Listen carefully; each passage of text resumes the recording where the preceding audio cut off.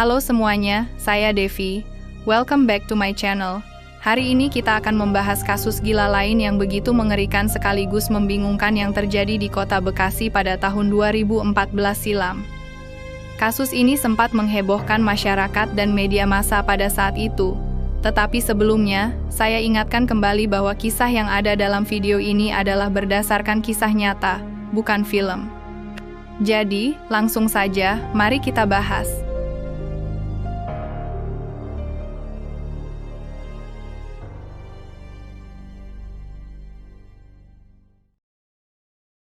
Sekitar pukul 6:30 pagi pada hari Rabu yang tampaknya biasa saja.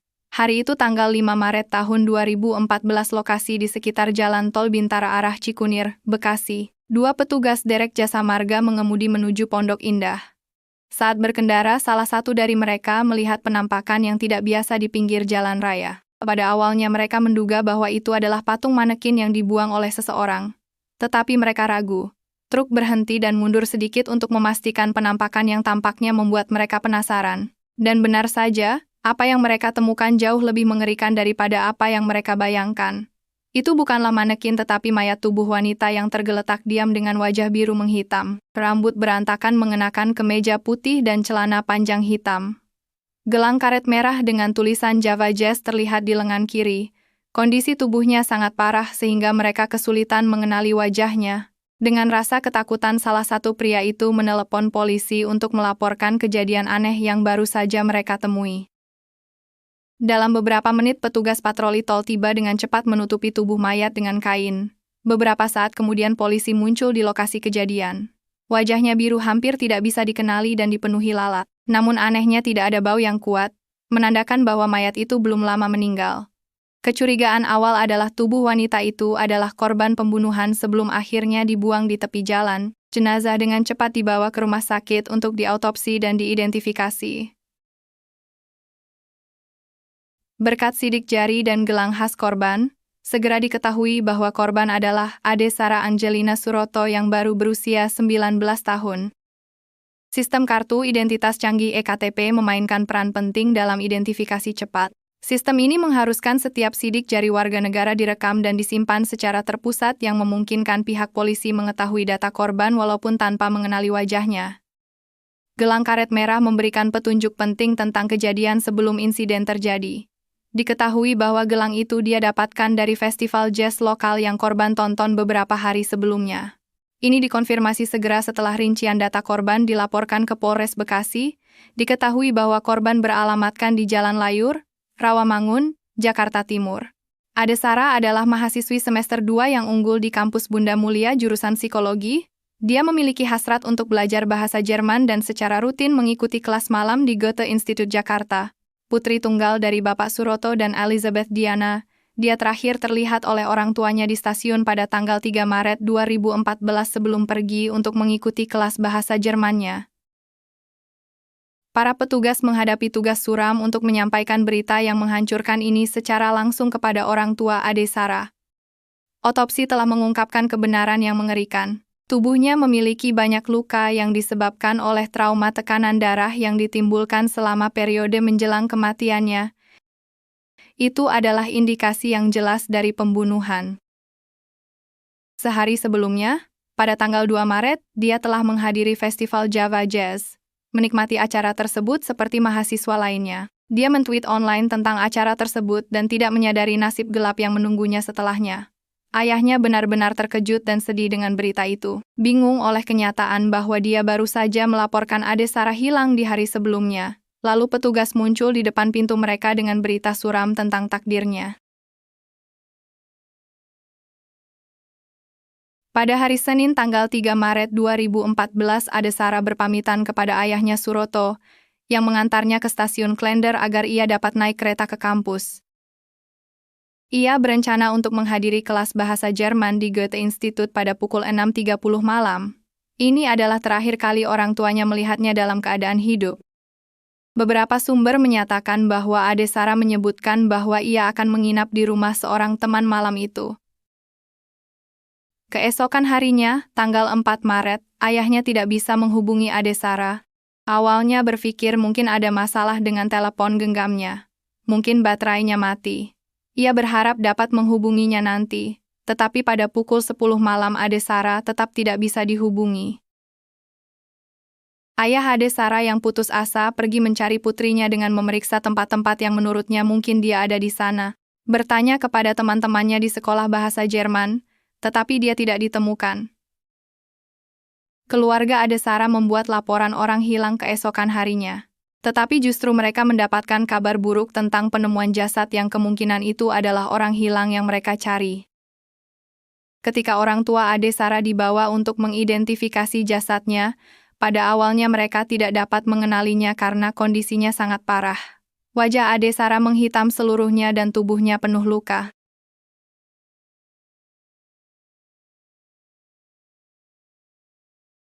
Apa yang terjadi pada Ade Sarah di saat-saat terakhirnya? Dan siapa yang bertanggung jawab atas tindakan brutal ini? Ternyata Ade Sarah tidak pernah muncul di kelas bahasa Jermannya pada tanggal 3 Maret. Nadia Amanda Pritami, guru privat bahasa Jermannya yang berusia 22 tahun, menjadi khawatir karena Ade Sarah sebelumnya tidak pernah terlambat ke kelas pada pukul 8 malam. Nadia telah mencoba meneleponnya 2 kali tetapi tidak ada jawaban. Detektif mulai menanyai teman-teman Ade Sarah dan mengungkap petunjuk penting. Ade Sarah telah mengirim pesan kepada seorang teman yang menyebutkan rencananya untuk bertemu dengan seorang gadis bernama Asifa di stasiun kereta Gondangdia. Asifa yang berusia 18 tahun telah menghubungi Ade Sarah dan beralasan untuk meminta nasihat dan petunjuk tentang pendaftaran pelajaran bahasa Jerman. Asifa adalah gadis yang telah berkencan dengan mantan pacarnya Hafid yang Ade Sarah coba hindari. Ade Sarah dan mantan pacarnya Hafid memiliki masa lalu yang rumit. Diawali saat keduanya berusia 19 tahun. Mereka telah bersekolah di sekolah menengah yang sama dan berkencan selama sekitar 1 tahun. Hubungan mereka berakhir ketika Hafid ketahuan berselingkuh dan menolak untuk mengakuinya. Setelah putus, Hafid ingin berbaikan lagi tetapi Ade Sarah dengan tegas menolaknya. Menurut ibunya, Elizabeth, Hafid tampak sopan, baik, perhatian dan sangat romantis. Berasal dari latar belakang orang kaya. Ayahnya adalah seorang dokter. Ibunya tahu bahwa Ade Sarah putus karena pacarnya selingkuh. Guru bahasa Jerman Ade Sarah telah menceritakan kepada polisi tentang seberapa buruk perpisahan mereka. Dia menggambarkan Hafid sebagai lelaki pencemburu dan terlalu posesif sepanjang hubungan. Dia tampaknya mencintai secara lahiriah tetapi sangat mengontrol. Mungkin perselingkuhan adalah alasan terakhir dan perpisahan adalah jalan keluar. Ade Sarah ingin memutus semua koneksi dan ikatan dengannya, bahkan telah menghapus semua foto bersama mereka dari ponselnya. Dia hanya ingin melanjutkan hidup dan mengejar impiannya. Obsesi Hafid untuk mendapatkannya kembali hanya dapat digambarkan sebagai pelecehan, dan juga perbedaan latar belakang agama menambah tekad Ade Sarah untuk mengakhiri hubungan. Namun Hafid terus mengganggunya di media sosial bahkan sampai menyewa seseorang untuk meretas akunnya. Meskipun sudah berselingkuh dengan Asifa, Hafid masih terus menghubungi Ade Sarah. Polisi menemukan petunjuk lain yang menyatakan bahwa Asifa telah mengatur pertemuan dengan Ade Sarah yang direncanakan pada tanggal 3 Maret di stasiun kereta Gondangdia. Sebuah kebetulan yang tampaknya semua mengarah pada hilangnya Ade Sarah. Dengan pengungkapan ini, polisi ingin menyelidiki mantan pacarnya, Ahmad Imam Al-Hafid atau Hafid. Pihak kepolisian percaya bahwa entah bagaimana, obsesi Hafid terhadap Ade Sarah dan fakta bahwa pacarnya saat ini Asifa telah menghubungi Ade Sarah untuk bertemu pada hari terakhir dia terlihat, adalah lebih dari sekedar kebetulan. Pada tanggal 5 Maret, para penyelidik kembali ke Rumah Sakit Dr. Cipto Mangunkusumo di Jalan Salemba, Jakarta Pusat untuk mengumpulkan hasil otopsi Ade Sarah. Mereka juga mencari informasi lebih lanjut dari teman-teman Ade Sarah yang berkumpul di rumah sakit untuk berduka atas kehilangan teman yang mereka cintai. Teman-teman Ade Sarah menggambarkannya sebagai orang yang baik, humoris, dan ramah. Otopsi mengungkapkan detail mengerikan dari saat-saat terakhirnya. Ada memar di tangan, leher, dan kakinya. Wajahnya biru hampir tidak bisa dikenali, dan mulutnya diisi dengan kertas koran. Penyebab kematiannya adalah sesak napas karena potongan koran tersangkut di tenggorokannya. Banyak memar menunjukkan dia telah dipukuli dengan benda tumpul, menunjukkan dia mengalami penganiayaan beberapa jam sebelum kematiannya. Di antara mereka yang berduka di rumah sakit adalah Hafid dan Asifah sendiri. Mereka tampak terkejut dan menyampaikan belasungkawa. Mereka bahkan menggunakan media sosial untuk mengutuk orang yang bertanggung jawab atas kematian Ade Sarah. Hafid berpura-pura tampak sangat sedih dan putus asa membaur dengan teman-teman yang berduka. Polisi menginterogasi Hafid dan mencatat bahwa dia tidak memiliki alibi yang kuat pada malam hilangnya Ade Sarah. Beberapa sumber mengatakan polisi melihat bekas gigitan di tangannya. Polisi akhirnya menangkap Hafid keesokan harinya pada tanggal 6 Maret tahun 2014. Hafid ditangkap pada pukul 4 sore di RSM Jakarta Pusat saat dia sedang berduka atas korban.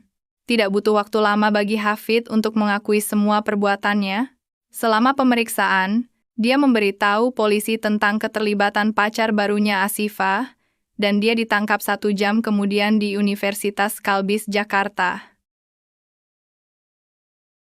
Polisi mengamati bahwa selama pemeriksaan, para tersangka tidak menunjukkan adanya penyesalan. Bahkan mereka kadang tertawa menunjukkan ketidakpedulian yang mengerikan terhadap beratnya kejahatan yang mereka lakukan. Mereka mengakui bahwa Ade Sarah dibunuh di dalam mobil Kia Visto kecil di sepanjang rute Jakarta Selatan ke Jakarta Timur, selama berjam-jam melakukan penyiksaan dan pemukulan. Rangkaian kejadian berikut sangat mengerikan. Perjalanan bersama Hafid, Asifah, dan korban. Mereka mengungkapkan jalan yang gelap dan berliku yang menyebabkan kematian Ade Sarah secara tragis. Pada tanggal 3 Maret 2014 terungkap bahwa Asifah dijadikan umpan oleh Hafid. Dia meminta pacarnya Asifah untuk mengatur pertemuan dengan Ade Sarah dengan dalih meminta informasi tentang pendaftaran pelajaran bahasa Jerman. Mereka akan bertemu di stasiun kereta dan kemudian menuju kelas. Menurut Hafid, ini adalah satu-satunya pilihan karena Ade Sarah menolak untuk menemuinya.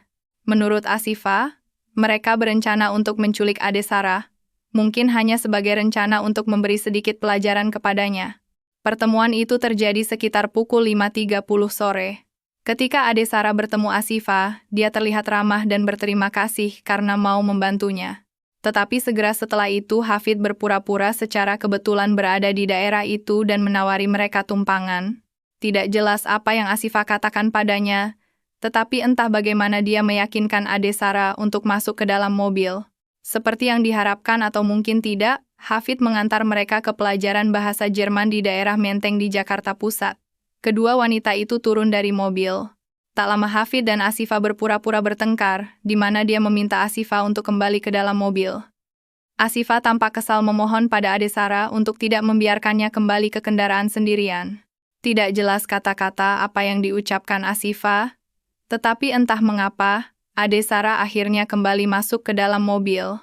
Mungkin dia merasa dia memiliki pengalaman pribadi tentang apa yang dialami Asifah, karena keterlibatan dan pengalamannya sendiri dengan Hafid dan merasa iba pada Asifah. Tetapi kemudian, begitu Ade Sarah masuk perangkap mereka, tiba-tiba situasinya berubah menjadi kekerasan. Mereka berdua mulai menyerang Ade Sarah. Khawatir dia akan lari, Asifah mengaku memiliki rencana cemerlang untuk memintanya melepaskan pakaiannya. Rasa malu karena telanjang, hal ini bertujuan akan menahannya untuk tidak melarikan diri. Sekitar pukul 7 malam, penyiksaan tersebut semakin parah. Hafid menendang leher Ade Sarah, memukulnya, dan menyetrumnya dengan stun gun, menyetrumnya sedikitnya 3 kali. Asifah ikut memukul Ade Sarah dengan sepatunya untuk membungkam teriakannya. Asifah menyumpal mulut Ade Sarah dengan koran. Menurut pengakuan mereka, penyerangan tersebut akhirnya menyebabkan Ade Sarah pingsan. Sekitar pukul 9.30 malam, Asifah memeriksa dada Ade Sarah dan menemukan dia tidak bisa mendeteksi detak jantungnya. Lalu dia memeriksa denyut nadi dan napasnya tetapi juga sudah tidak ada. Di saat yang sama, mereka mengalami masalah mobil yang mogok berulang kali sepanjang malam, dan mereka panik memikirkan konsekuensi dari apa yang baru saja mereka lakukan. Bingung dengan apa yang harus dilakukan selanjutnya, Asifah menyembunyikan Ade Sarah di pangkuannya dan berpura-pura temannya itu sedang tidur. Kerusakan mobil pertama terjadi di dekat apartemen ITC Kamayoran di mana Hafid mencari bantuan untuk mengisi ulang baterai dari seorang pengemudi taksi. Tetapi setelah 200 meter berjalan, mobil mogok lagi. Mobil terus mogok beberapa kali sepanjang malam. Mereka terus mengemudi sepanjang malam tanpa tujuan jelas dengan mayat Ade Sara bersama mereka. Mereka juga tidak berniat membawa Ade Sara ke rumah sakit atau klinik kesehatan terdekat. Pada pukul 2 pagi saat melewati daerah Kemayoran, mobil rusak lagi. Sementara itu, Asifa memakaikan kembali baju Ade Sara. Pada pukul 11 pagi tanggal 4 Maret, Hafid menelepon seorang teman untuk mengambil aki mobil. Ketika teman itu tiba, dia bertanya tentang perempuan mencurigakan di kursi belakang. Hafid dengan acuh menjawab bahwa itu memang mayat. Temannya itu menganggapnya sebagai lelucon yang mengerikan. Setelah mobilnya menyala lagi, keduanya mulai mencari bengkel tetapi tidak menemukannya. Akhirnya pada pukul 5.30 sore, mereka menemukan bengkel di daerah Salemba, di mana jasad Ade Sara ditinggalkan di jok belakang, ditutupi dengan kain milik Asifa. Setelah mobil diperbaiki, mereka melanjutkan perjalanan untuk membuang jasad Ade Sara. Di tengah perjalanan, mereka mematikan telepon genggam Ade Sara dan selanjutnya mencoba menghapus jejak. Pada pukul 9 malam, mereka memasuki jalan tol Bintara KM 49 ke arah Pondok Indah. Mereka tanpa basa-basi langsung membuang mayat Ade Sara di tepi jalan tol yang sedikit berumput. Setelah itu mereka melaju menuju arah Bekasi, membuang berbagai barang Ade Sara seperti tisu, koran, dan dompet Ade Sara. Mereka akhirnya berhenti di Indomaret di Pulau Gebang untuk membersihkan dan membuang sisa bukti. Mereka membuang sepatu dan tas Ade Sara sebelum kembali ke rumah masing-masing. Bahkan menurut penuturan Asifa, mayat Ade Sara telah berada di dalam mobil selama lebih dari 21 jam sebelum akhirnya dibuang di tepi jalan. Setelah pembunuhan mengerikan itu, Hafid tidak lupa membersihkan barang-barang Ade Sara. Dia tidak hanya membuang dompet dan tasnya, tetapi dia juga menjual ponselnya di pusat perbelanjaan seharga 4 juta rupiah. Sementara itu, dua teman Hafid juga diperiksa oleh polisi yang diduga melihat tubuh Ade Sara di dalam mobil Visto. Saat penyelidikan berlanjut, bukti-bukti penting telah ditemukan seperti potongan koran, kartu identitas pelajar, buku tabungan, kartu ATM dan stangan ditemukan di dalam selokan di depan rumah Hafid, sepasang sepatu wanita milik tersangka Asifa yang digunakan untuk memukul korban dan bukti penting lainnya. Mobil Hafid Kia Visto juga disita. Kepala Humas Polda Metro Jaya Kombes Rikwanto membenarkan, polisi menyita mobil Visto dengan plat nomor B8238JO. Mobil itu adalah saksi bisu atas kebrutalan yang terjadi atas Ade Sara. Apa sebenarnya motif di balik kejahatan ini?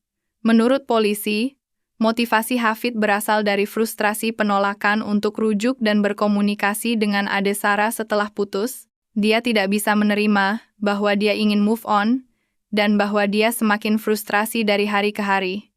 Dia ingin memberinya pelajaran dan mengeksposnya pada rasa sakitnya. Di sisi lain, Asifa takut ditinggalkan Hafid. Menurutnya dia merasa terancam bahwa Hafid mungkin kembali kepada Ade Sara.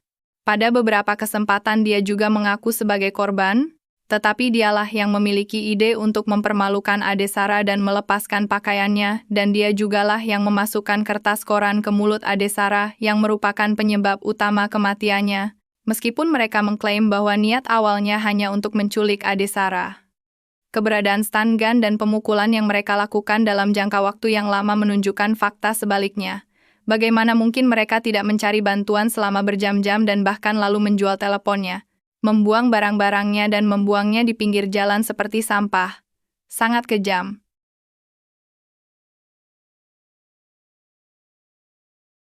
Ade Sara digambarkan sebagai gadis yang mirip seperti ibunya, tetapi tubuhnya lalu membusuk ketika ditemukan bahkan tidak dikenali oleh ayahnya sendiri. Begitu kejamnya kejahatan yang mereka lakukan. Dalam kasus ini niat mereka mungkin bukan untuk menyebabkan kematian Ade Sara melainkan untuk mempermalukannya. Selama persidangan Hafid dan Asifa telah mengakhiri hubungan mereka dan terlihat duduk terpisah. Asifa membela dirinya bahwa dia menuruti perintah Hafid karena takut akan ditinggalkannya. Namun narasi ini sebagian besar bertentangan dengan pengakuan awal mereka kepada polisi. Keduanya didakwa berdasarkan pasal 340 KUHP atas pembunuhan berencana. Dalam persidangan yang diadakan pada tanggal 9 Desember 2014, Hafid dan Asifa dijatuhi hukuman 20 tahun penjara. Asifa dalam pembelaannya bersikeras bahwa dia tidak pernah punya niat sama sekali apalagi berencana untuk membunuh korban. Saya tidak pernah menyiapkan alat yang akan digunakan untuk membunuh korban. Sebenarnya saya tidak pernah berpikir atau membayangkan bahwa surat kabar yang niatnya hanya untuk menyumpal mulut korban agar dia tidak berteriak benar-benar menyebabkan Ade Sarah meninggal. Dia mengklaim bahwa orang yang dominan dalam menyiksa Ade Sarah adalah Hafid yang telah menyetrumnya beberapa kali. Asifa mengaku hanya menampar Ade Sarah dan tindakan kecil lainnya karena itu bukan niat saya tetapi karena perintah Hafid. Asifa menyatakan dalam kondisi terpojok di dalam mobil yang terkunci dan di bawah tekanan. Dia merasa takut dan bingung tentang apa yang harus dilakukan. Suaranya bergetar saat dia menggambarkan rasa takut dan panik yang telah menguasainya. Kisah gelap seputar pembunuhan Ade Sarah berakhir dengan persidangan penuh drama. Sidang putusan mencapai klimaksnya setelah pembacaan putusan Asifa Ramadhani. Dia dilaporkan pingsan saat digiring keluar dari ruang sidang pada 9 Juli 2015. Mahkamah Agung mengabulkan banding jaksa yang meningkatkan hukuman bagi Hafid dan Asifa menjadi penjara seumur hidup. Keputusan ini menandai mereka sebagai individu termuda yang menerima hukuman yang begitu berat di Indonesia. Ade Sarah adalah anak tunggal. Rasa kehilangan dan kesedihan seumur hidup oleh orang tuanya adalah sesuatu yang tak tergantikan. Kasus ini menyebabkan kemarahan publik yang besar di seluruh Indonesia. Fakta bahwa pelakunya adalah pasangan remaja yang seharusnya menjadi teladan dan penerus cita-cita bagi orang tua, tetapi rusak dan dikuasai amarah karena cinta buta.